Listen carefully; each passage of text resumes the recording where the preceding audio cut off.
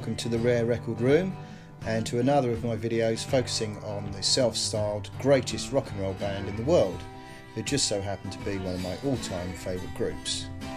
I'm referring to their Satanic Majesties and Dartford's finest, the legendary Rolling Stones. So let's get straight to the content.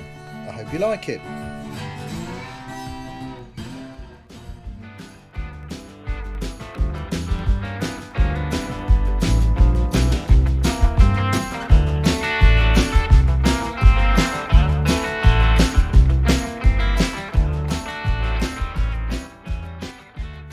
Welcome back.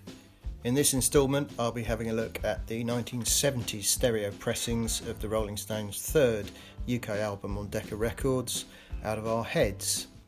I've previously covered the 1960s pressings of this record in both the mono and stereo issues, so you may wish to familiarise yourself with those videos also. As seasoned Rolling Stones collectors will no doubt be aware, the Decca Record Company introduced a fresh new label design in 1970, the first Stones album release with a new look label being the magnificent live LP Get Your Ya-Ya's Out, the Rolling Stones in Concert. At that point, all their previous albums up to 1969's Let It Bleed were subsequently issued with the revised label, which featured the Decca logo now set within a rectangular box. These retained the red colour labels for mono pressings and the royal blue coloured labels for stereo copies, both being printed with silver text. When viewed side by side, the differences between 1960s and 1970s label designs are obvious. The 70s label on the right has a narrower band displaying the full frequency stereophonic sound, which is positioned further up the label, and the FFSS roundel at the top of the 1960s label has now been dropped. The rim text has been reset in a smaller type, now located within the top half of the label only.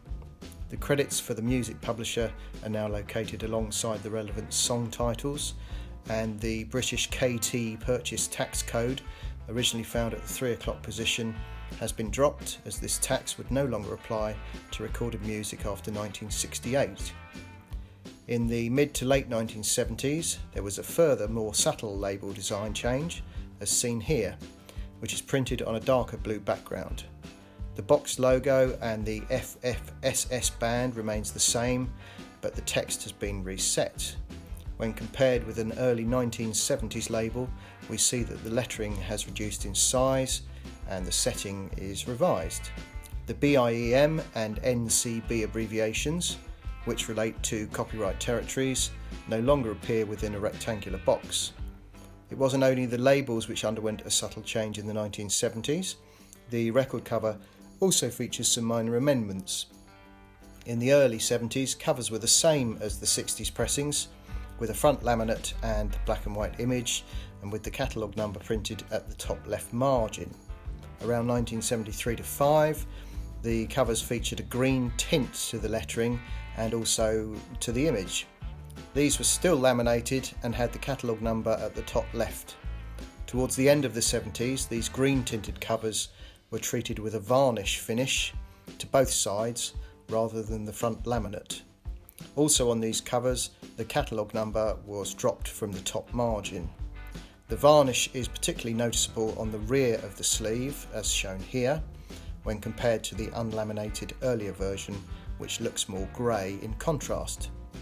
The inner bags also differ slightly during the decade.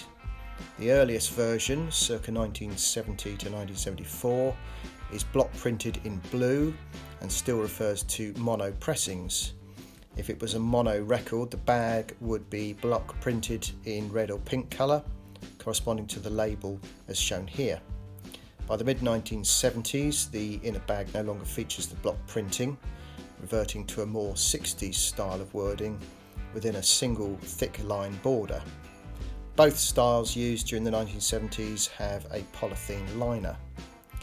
Prices vary between early and later stereo pressings of the 1970s. Copies with the black and white sleeve up to around 1974, so the same sort of sleeve as the original 60s pressings. These are worth around £100 in mint condition, whereas the later green tinted sleeve copies either varnished or not, are valued at £30 each in the Rare Record price guide, the current edition. And that concludes my brief history of the 1970s pressings of the Rolling Stones LP Out of Our Heads. That's your lot for this episode from the Rare Record Room. I hope you enjoyed the content. If you did like the video, please make sure you subscribe to the channel to see more and to receive notifications for any new uploads.